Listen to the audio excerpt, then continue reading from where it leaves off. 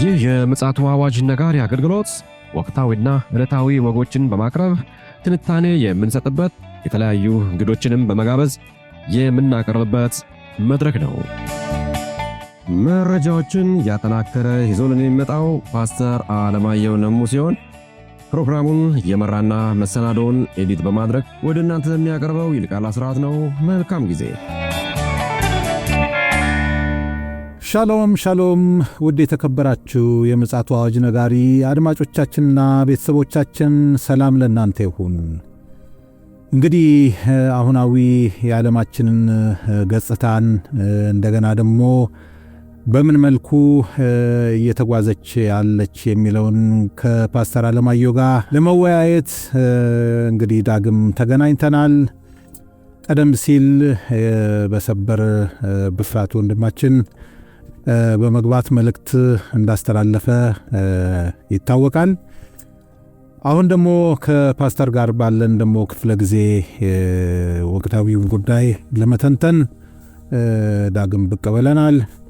መልካም ጊዜ እንደሚኖረን ተስፋ አደርጋለሁ። ይልቃል አስራት ነኝ ከምፅዓቱ አዋጅ ነጋሪ አገልግሎት።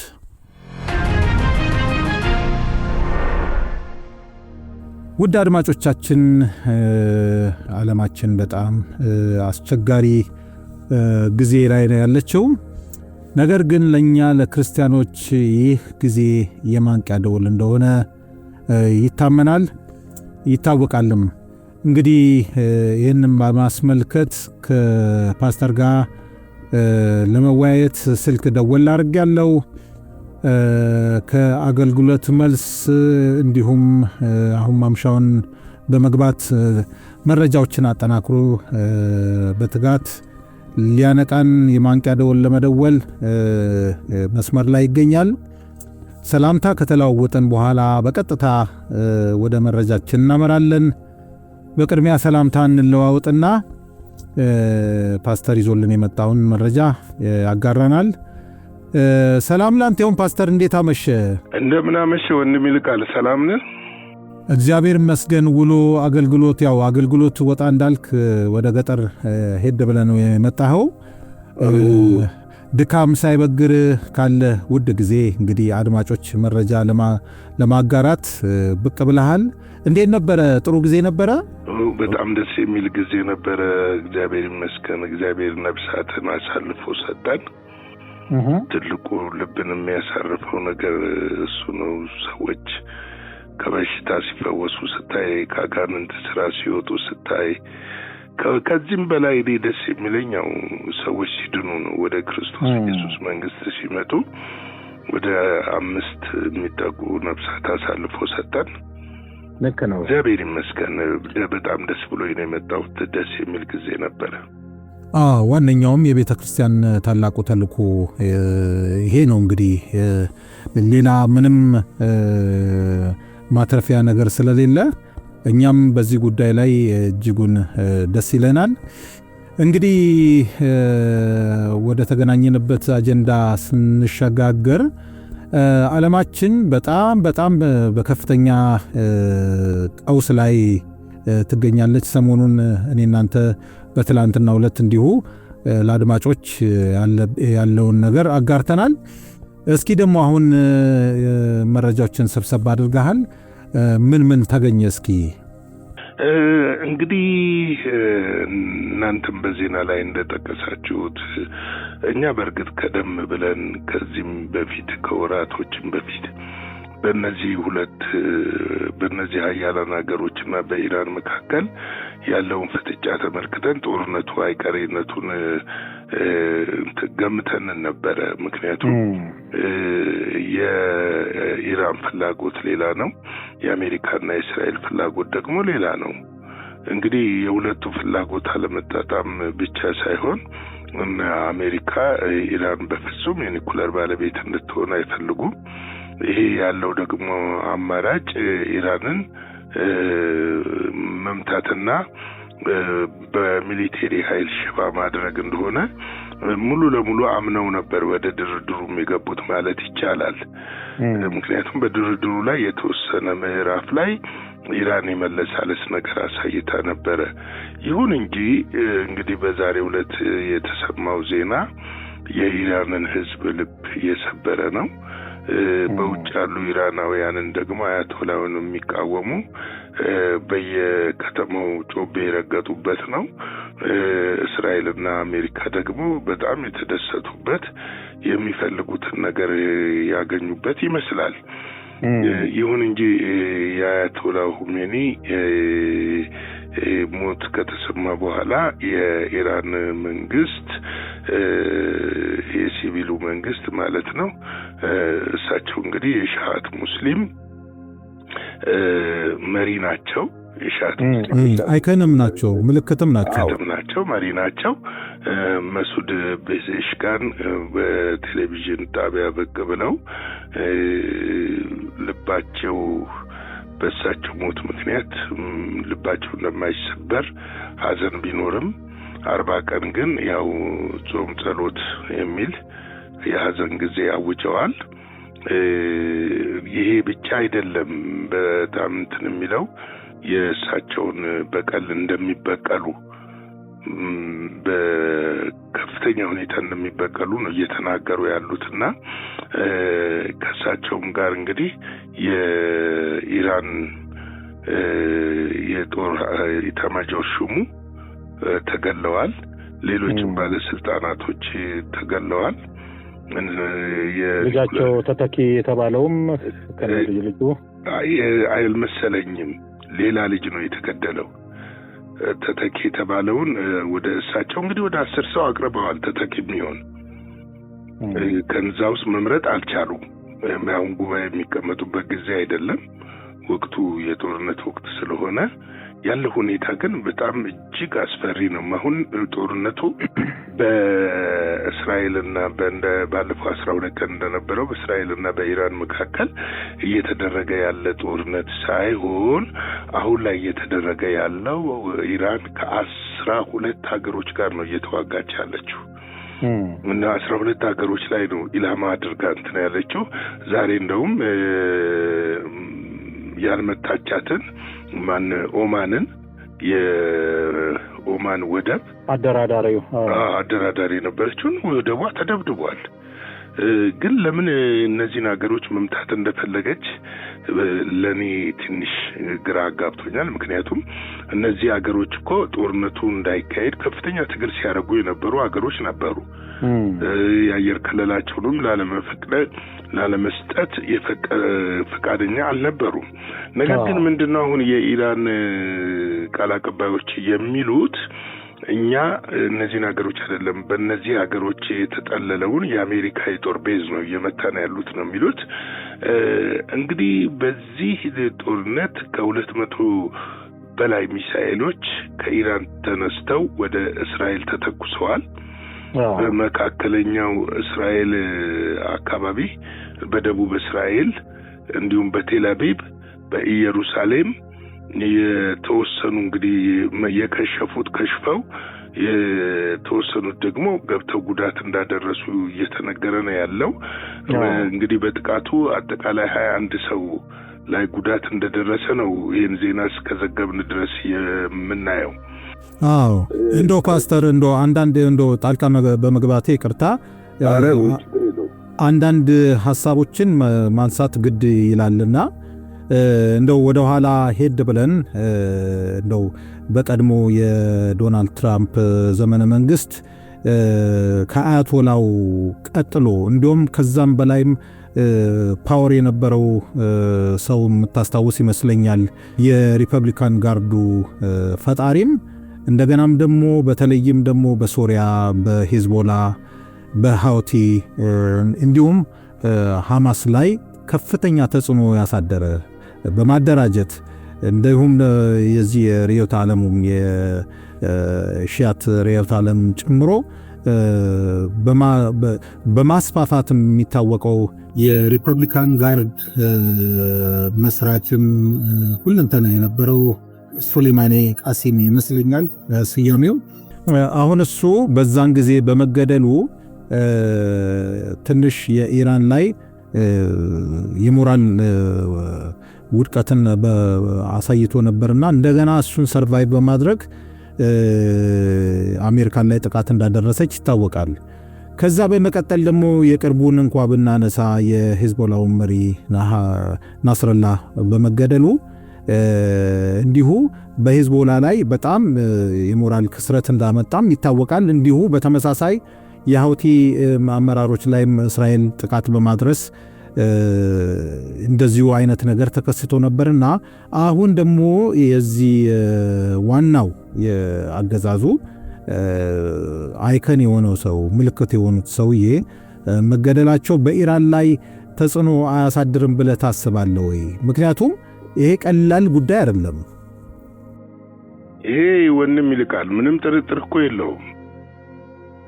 መሪ ሲሞት መሪ የሀገር ምልክት ብቻ አይደለም፣ ከዛ ባሻገር አገርን የሚመራ ነው። ስትራቴጂክ ነገሮችን የሚያጸድቅ ነው። አያቶላ ሁሜኒ ደግሞ የኢራን ብቻ መሪ አይደሉም፣ የሻሃት ሙስሊም ተከታዮች መሪም ጭምር ናቸው። ሻሃት ሙስሊምናን የሚከተሉ ሀገሮች ያሉ ሙስሊሞች መሪ ናቸው። የኚህ ሰው ሞት ኢራንን አይጎዳም ማለት አይቻልም። በተለይ አገዛዙን በጣም በጣም ይጎዳል። ግን ሁለት ነገር ሊታሰብ ያስፈልጋል። አንዳንድ ጊዜ ከአንድ ጽንፍ ስናስብ የሞራል ውድቀት ሊያስከትል ይችላል የሚል ነገር ሊነሳ ይችላል። ደግሞ ሌላ ማሰብ ያለብን ላያስከትልም ይችላል። እልህ የተናነቀው የበቀል መንፈስ የበቀል ስሜት እንዳይፈጥርም ይፈራል። ገብቶሃል? የሰው አሁን ለምሳሌ የመሱድ ቤዚሽካን ፕሬዝዳንቱ ንግግር የአፓሳራቺ ንግግር ከሳቸው ሞት በኋላ የሚያመለክተው ይሄንን ነው የሚያመለክተው። ምክንያቱም እና አሜሪካ በዚሁ ጋር የተጠቀሙትን እስቲ እንደው እንትን መረጃ ዋና ነው። አሁን ትልቁ እነሱን የጠቀማቸው ነገር የኢራን ወታደራዊ አቅም ማነስ ሳይሆን የመረጃ አቅም ማግኘታቸው ነው። መረጃው ምክንያቱም ይሄ ሰውዬ በዛ ሰዓት እዛ ቦታ መሆኑ ድንገተኛ ጥቃት መፈጸሙና በመረጃ የተደገፈ መሆኑ ነው። ሌላው ፍጹም ወታደራዊ የበላይነት በመውሰድ መልኩ ነው እንትን ያለው። አንዳንድ ነገሮችን እስቲ ላሳይህ። አሜሪካና እስራኤል በጋራ የተጠቀሙት 600 የጦር ጀቶች ነው ከሚሳኤሎች ውጪ። ልክ ነው። ኢራንን ለመደብደብ የተጠቀሙበት በዚህ ያክል ብዛት የጦር ጀት የተደበደበ አንድም ሀገር በታሪክ የለም። ኦፕሬሽኑ ራሱ ለመጀመሪያ ጊዜ መስለኛል። ለመጀመሪያ ጊዜ ነው። እንደውም ኔታንያሁ እኮ ይሄንን ተናግረዋል።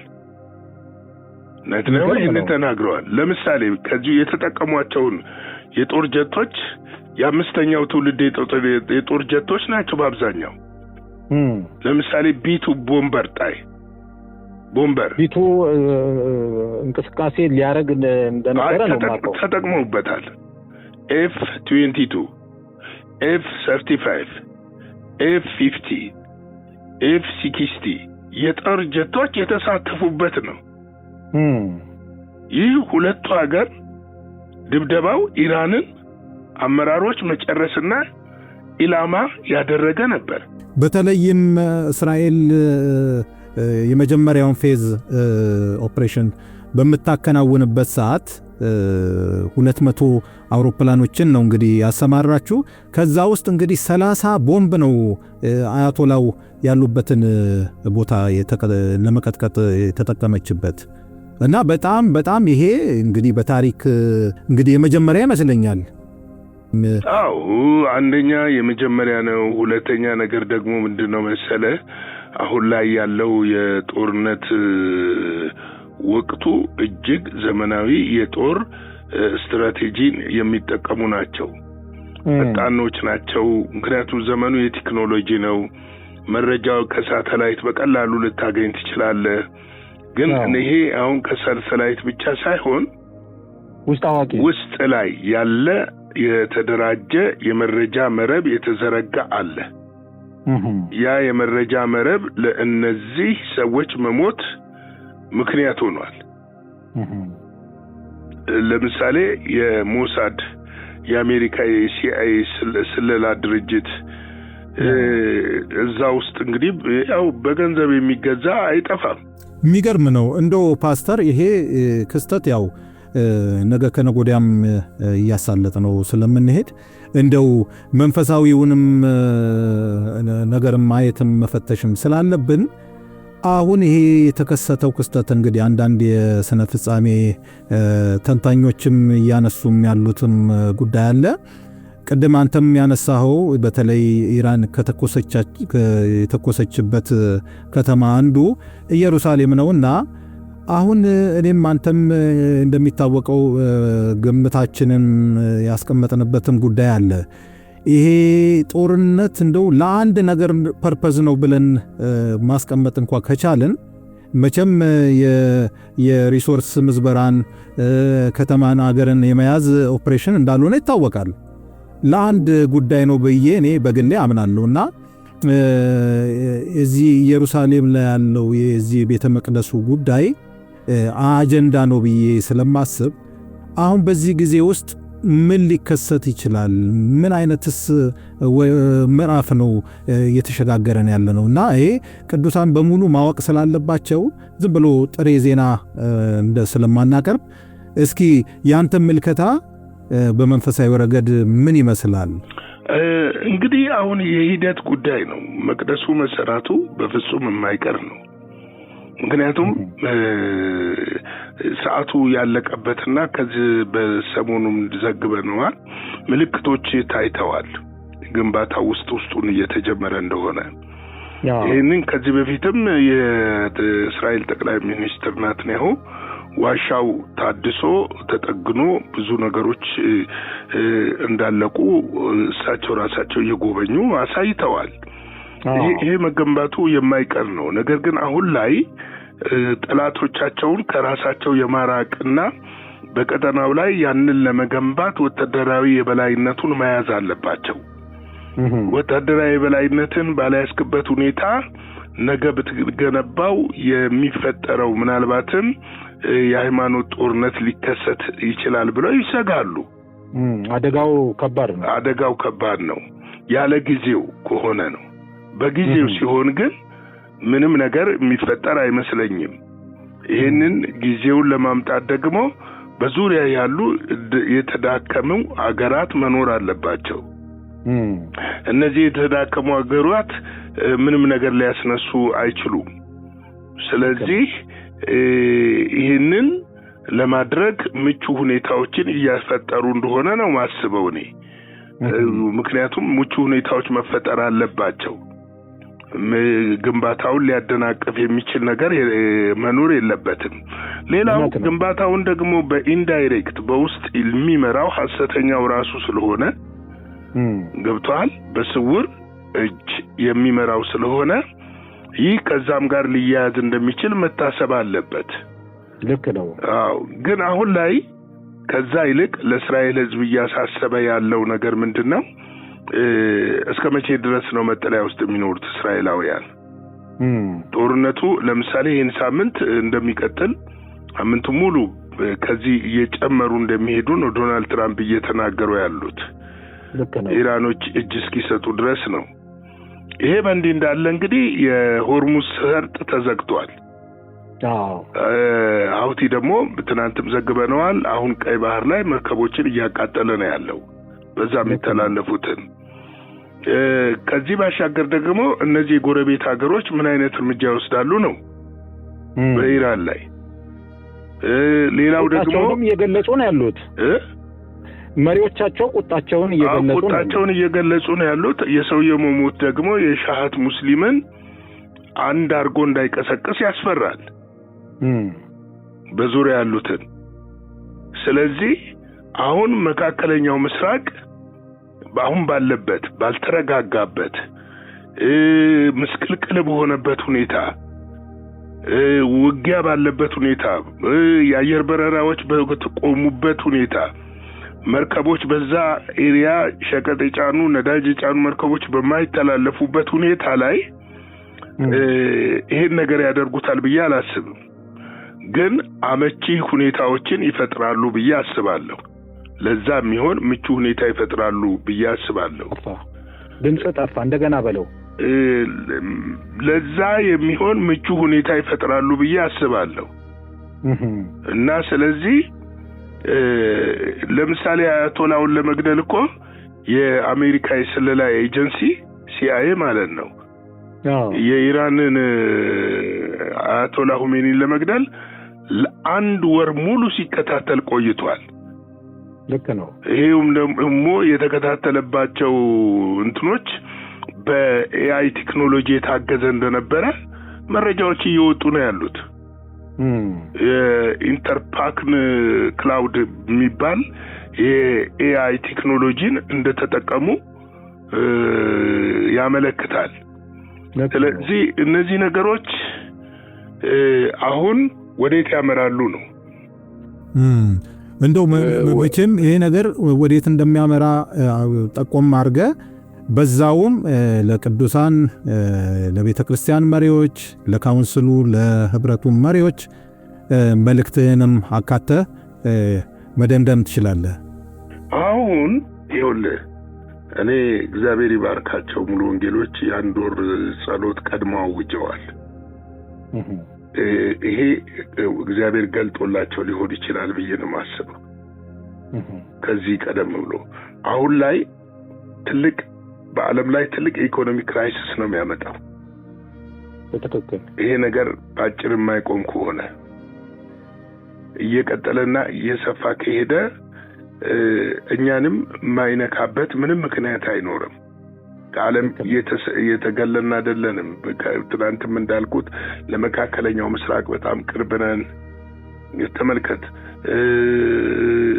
ከመካከለኛው ምስራቅ ብዙ ሸቀጦችን እናስገባለን። እንደገና ደግሞ ነዳጅ እናስገባለን፣ የነዳጅ ውጤቶች እናስገባለን፣ ብዙ ነገሮች እናስገባለን። ስለዚህ ቀላል ነገር አይደለም። ቤተክርስቲያን አሁን ይሄ ሁኔታ አይኗን ሊከፍታት ያስፈልጋል። ልክ አንድ የተኛን ሰው ኮሽታ እንደሚያነቃው ሁሉ ለኛ ይሄ የማንቂያ ደውል ነው። እኔ በጣም ማዝነው ቤተክርስቲያን የተጠመደችበት ሁኔታ ያሳዝነኛል። ምክንያቱም ባለራዕይ መሪ፣ መንፈሳዊ መሪ ለኢትዮጵያ ቤተክርስቲያን ያስፈልጋታል እላለሁ። ምክንያቱም ምን መሰለህ፣ አሻግሮ ማየት የሚችል፣ ዘመንን መመልከት የሚችል፣ ጊዜን መመልከት የሚችል፣ ሁኔታን መመልከት የሚችል፣ ትውልድን ለዛ የሚያዘጋጁ መንፈሳዊና አይናቸው የተከፈቱ መሪዎች ያስፈልጋሉ። ተከክል ገብተዋል። ከቤት ቤት ለመቀየር ከመኪና መኪና ለመቀየር የሚጓጉ መሪዎች ሳይሆኑ የሚያስፈልጉን ራሳቸውን ለታይታና ለክብር ለማግኘት ወይም የተከበሩ ለመባል ሳይሆን የሚያስፈልጉን ዝቅ ብለው የሕዝቡን ወደ እግዚአብሔር ወደ ክርስቶስ ኢየሱስ ለዳግም ምጽአት የሚያዘጋጁ መሪዎች ያስፈልጓታል ቤተክርስቲያን። እንግዲህ አለው ይሰማል። ቀጥል። እንግዲህ ይሄ ሁሉ ቴሌቪዥን ባለበት መንፈሳዊ ቴሌቪዥን ባለበት ሀገር ላይ አንድም ድምፅ አለመሰማቱ ያሳዝናል። ምን እየሆነ ነው? ወይ ሕዝቅኤልን መጽሐፍ ቀደው ታውጥተውት ይሆን? እኔ ያንን አስባለሁ። እና ይሄ ጦርነት እኮ እየሰፋ ከሄደ እኛም እኮ ቁጭ አንልም በሰላም። እውነት ነው። አምልኮ እኮ ላይኖር ይችላል። እና ስለዚህ ከወዲሁ ሊነቁ ሕዝቡንም ሊያዘጋጁ የእግዚአብሔርንም ድምፅ ሊሰሙ የእግዚአብሔርን ፊት ሊፈልጉ ካውንስሉም ሆነ ህብረቶች መሪዎች ሆኑ እነዚህ ዱርዬዎቹ ተዋቸው። እነሱ የሳንቲም ቀበኞች ናቸው። ግን አባቶች እኮ አሉ፣ ማስተዋል አለባቸው። እነዚህ አባቶች ማስተዋል ቆም ብለው ማስተዋል አለባቸው። እግዚአብሔር በዚህ ሁሉ ዘመን የተናገረው ነገር ምንድነው አሁን ላይ የሆነ ያለው ብሎ መጽሐፍን መመርመር አለባቸው እኮ። ስለዚህ ይሄንን ማድረግ አለባቸው ብዬ እላለሁ። እንግዲህ ለአድማጮቻችን ማስተላለፈው መልእክት እባካችሁ በጌታ ፍቅር ሼር አድርጋችሁ ለመሪዎች አድርሷቸው። ታውቋቸዋላችሁ፣ የነሱን አድራሻ ስለምታውቁ ይሄን መልእክት ወደ እነሱ እንዲደርስ እንድታደርጉ በጌታ ፍቅር እጠይቃለሁ። እንግዲህ በየሰዓቱ በየጊዜው የዓለም ሁኔታ ያለው ሁኔታ የተለዋዋጭነት አለው። ይህንን እየተከታተልን ደግሞ ወደ እናንተ ለማድረስ ጥረት እናደርጋለን። እናንተም ደግሞ አገልግሎታችንን በመደገፍና አብራችሁን በጸሎት ላይክ፣ ሼር፣ ሰብስክራይብ በማድረግ እንድትቆሙ በእግዚአብሔር ፍቅር እጠይቃችኋለሁ። የጌታ ጸጋ፣ ሰላም፣ ምሕረት፣ ቸርነት ከሁላችን ጋር ይሁን። ሻሎም። ጌታ ኢየሱስ አብስቶ ይባርክ። ፓስተር፣ በእውነት በጣም ትክክለኛ መልእክት ነው ያስተላለፍከው። እንደው በተጨማሪ እኔ መካተት አለባቸው ብዬ የማስበው ከካውንስሉም ከህብረቱ አመራር በተጨማሪ የ24 ሰዓት ጸሎት ህብረት አገልግሎቶች አሉ። እንዲሁ ጉበኛ ለትውልድ የሚል የጸሎት አገልግሎት አለ። ሌላም እንዲሁም የማናቃቸው ህብረቶች አሉ፣ ማላጆች አሉ። እነዚህ ሁሉ በጣም በትጋት በዚህ ጉዳይ ላይ ጸሎት እንዲያደርጉ ማሳሰብ እንወዳለን። ውድ አድማጮቻችን፣ የዓለማችን ወቅታዊ ጉዳይ ይሄ ብቻ አይደለም። በጣም እጅግ አስፈሪ ጉዳይ ከፊታችን ስላለ ሁላችንም እንግዲህ መንፈሳችንን በማዘጋጀት እንዲሁም ደግሞ ለክርስቶስ ዳግም መምጣት እንድንዘጋጅ ዘይታችንን መሙላት ካለብን ዘይታችንን መሙላት፣ መንፈሳዊ ቋንቋ ነው የምናወራው። እንዲሁም ደግሞ መዘጋጀት ባለብን በየትኛውም አቅጣጫ ሁሉ ራሳችንን ሬዲ ማድረግ እንዳለብን እንግዲህ መልእክታችንን በጣም ማስተላለፍ እንወዳለን። ለዛሬ እንግዲህ ለእሁድ ምሽት በሰበር የገባነው መልእክት ይህንን ይመስላል። እግዚአብሔር ፈቃዱ ከሆነ በነገው ዕለት እንግዲህ ዓለማችን እየሄደችበት ያለችን መንገድ ወደ እናንተ በማምጣት የማንቂያ ደወል ለመደወል ጥረት እናደርጋለን። መልካም ጊዜ ይሁንላችሁ። እግዚአብሔር አምላክ አገራችንና ሕዝቧን ይጠብቅ እንላለን። ሻሎም። ለዛሬ ይዘን የመጣነው ወቅታዊ መረጃ ይህንን ይመስል ነበረ። በሌላ ጊዜ በሌላ መሰናዶ እስከምንገናኝ ሰላም ለእናንተ ይሁን።